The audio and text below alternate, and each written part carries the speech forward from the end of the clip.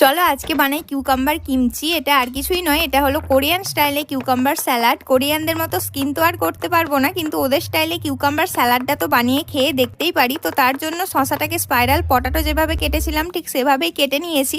এরপর নুন মাখিয়ে কিছুক্ষণ রেখে দিতে হবে। এইদিকে আমি এক কোয়া রসুনকে একদম ছোট ছোট টুকরো করে কেটে নিয়েছি, ওর সাথে একটা পেঁয়াজও লাগবে। এরপর শশাগুলোকে জল দিয়ে ধুয়ে নেওয়ার পর তার মধ্যে দিয়েছি রসুন, পেঁয়াজ, ভিনিগার, সয়া সস আর কাশ্মীরি লঙ্কার গুঁড়ো আর সাদা তিল। খেতে মোটামুটি।